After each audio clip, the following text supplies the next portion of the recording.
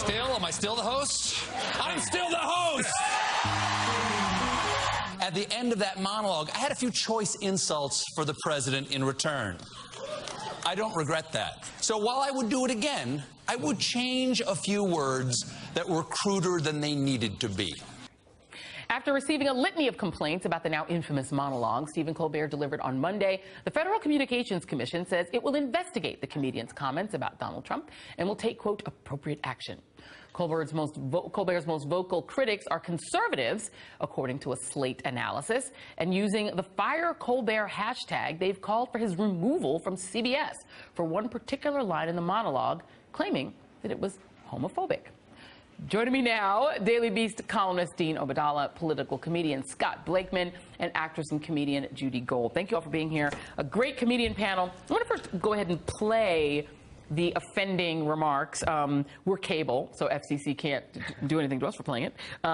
This is what Colbert said that people are so upset about. Take a listen. Sir, you attract more skinheads than free Rogaine. You have more people marching against you than cancer.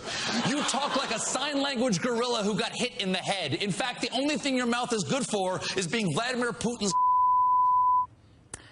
So this was called an O'Reilly equivalent by people on the right, and you can just ruminate on the irony of them, of the right, who have lots of anti-trans bills and who want to have religious freedom amendments that really target gay people. Well, we'll put aside the potential irony of their position saying it's homophobic. But you wrote a piece saying no Trumpsters, one Colbert joke is not an O'Reilly equivalent. Explain. Sure. First of all, I think for comedians, the time of Donald Trump means never having to say you're sorry. Like, we never have to apologize for a Donald Trump joke, ever. I don't care anything. Nothing is off limits with this guy. And I think comedians are playing a role in preventing him from being normalized. This is a man who trafficked in sexism, bigotry, and racism his entire campaign. Yet on Twitter, they went crazy. Even Brit Hume from Fox News saying, what will be the consequences? They want to silence Stephen Colbert for mocking Donald Trump. This dictator in the making, which is Donald Trump, they were so outraged, they want to silence him. Here's the thing to the right. The idea that there's certain men that would think one joke about Donald Trump is the equivalent of Bill O'Reilly sexually harassing women for years and then his company paying hush money to the tune of over $13 million says so much about the right. Too bad, little snowflakes. We're going to make as many jokes as you want. You need a little safe space. Go high.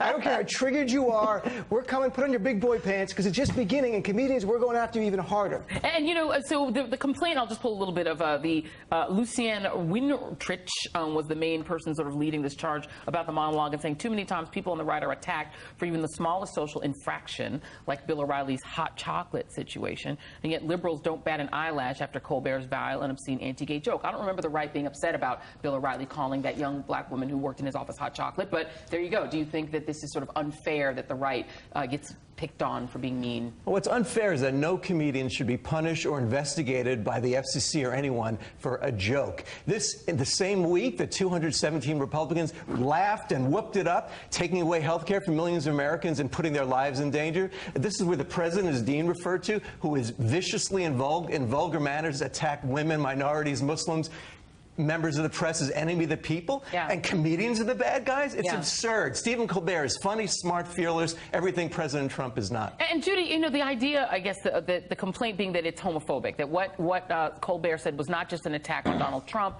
but the way he chose to attack him was actually an attack on the LGBT community. Do you buy that?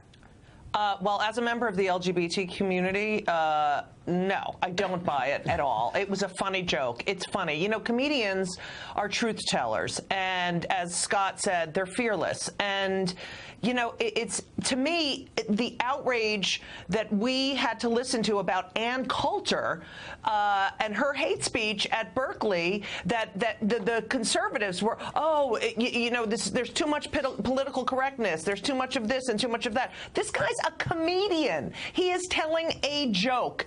And funny is funny. And it's as if, look, the thing that really gets me is that we're watching debates and Marco Rubio and Donald Trump are doing dick jokes during the debates. Why don't we investigate that? Yeah, they did them on cable, though. So, and the other issue is you do have this sort of rolling thing of cancel this and cancel that and hashtag. The latest is cancel Colbert, this hashtag that was launched trying to get it, you know, out. And this was back when he did a joke at the expense of Asian Americans. So there was a campaign back in 2014 to do it.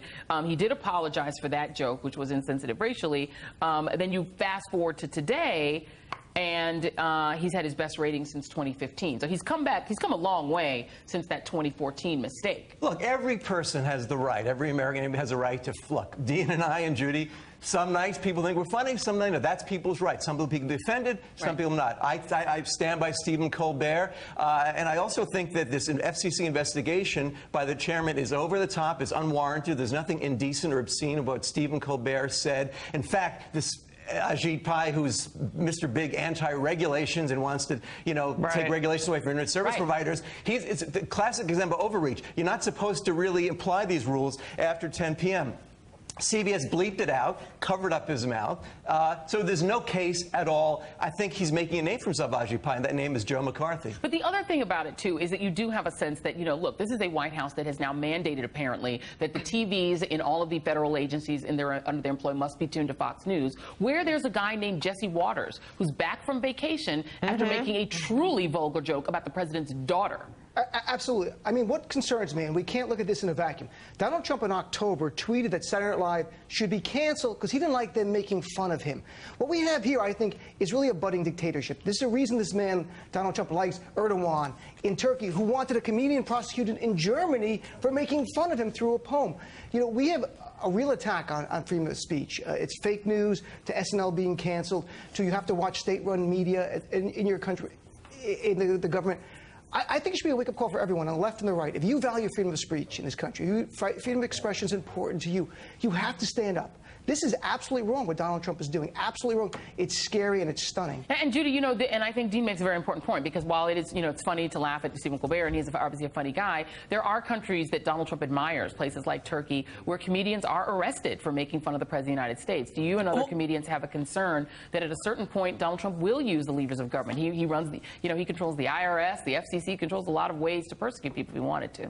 It's to me, you think about it, and we listen to so much hate speech, and as a member of the LGBT community, which I said before, I can't stand saying that all the time, but the point is that kids kill themselves. These kids turn on their TVs in the middle of America and hear hate speech and hate themselves, and that is destructive. This was a joke. This was a joke. They defend hate speech, but they cannot take a joke. Yep. It is infuriating. I can't, thank God the George Carlin is not alive to see this, and Lenny Bruce is not alive to see this. Trump hates political correctness, and his supporters want political correctness when it comes to comedy. Well, and they don't want the government involved, yet the FCC should swoop in and ban Colbert. It's just crazy. Women in reproduction and comedians. Those are the only two things they want the government involved. Just those two things. All right, we're out of time. Dean Obeidallah, Scott Blakeman, and Judy Gold, thank you all for being here. And coming up at the top of the hour, the Republicans most at risk of losing their seats after passing Trump Care. But up next on AM Joy, bad sports. What should happen? Decision that is lawful. Does the Attorney General have the authority to direct the Department of Justice to defy the President's order? I don't know whether the Attorney General has the authority to do that or not, but I don't think it would be a good idea. And that's not what I did in this case.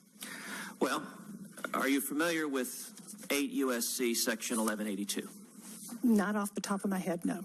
Well, it is the binding statutory authority for the executive order that you refused to implement and that led to your termination. So it certainly is a relevant and not a terribly obscure statute. Mm-hmm. By the express text of the statute, it says, quote, whenever the president finds that the entry of any alien or of any class of aliens into the United States would be detrimental to the interests of the United States, he may, by proclamation and for such period as he shall deem necessary, suspend the entry of all aliens or any class of aliens as immigrants or non-immigrants, or impose on the entry of aliens any restrictions he may deem appropriate.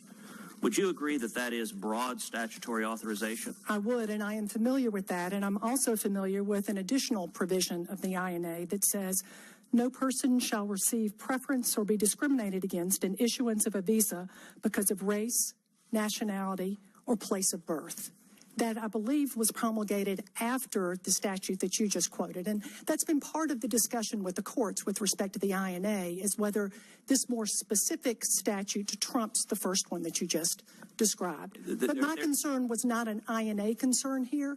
It rather was a constitutional concern, whether or not this the executive order here violated the Constitution, specifically with the Establishment Clause and equal protection and due process. There is no doubt the arguments you laid out are arguments that we can expect litigants to bring, partisan litigants who disagree with the policy decision of the president. I would note on January 27th, 2017, the Department of Justice issued an official legal decision, a determination by the Office of Legal Counsel, that the executive order, and I'll quote from the opinion, the proposed order is approved with respect to form and legality. That's a determination from OLC on January 27th that it was legal. 3 days later, you determined, using your own words, that although OLC had opined on legality, it had not addressed whether it was, quote, wise or just. And I also, in that same directive, Senator, said that I was not convinced it was lawful. I also made the point that the Office of OLC looks purely at the face of the document and, again, makes a determination as to whether there is some set of circumstances under which some portion of that EO would be enforceable, would be lawful. They importantly do not look outside the face of the document. And in this particular instance, particularly where we were talking about a fundamental issue of religious freedom, not the interpretation of some arcane statute, but religious freedom, it was appropriate for us to look at the intent behind the president's actions, and the intent is laid out in his statements. Final, very brief question. In the over 200 years of the Department of Justice history, are you aware of any instance in which the Department of Justice has formally approved the legality of a policy and 3 days later the Attorney General has directed the department not to follow that policy and to defy that policy? I'm not, but I'm also not aware of a situation where the Office of Legal Counsel was advised not to tell the Attorney General about it until after it was over.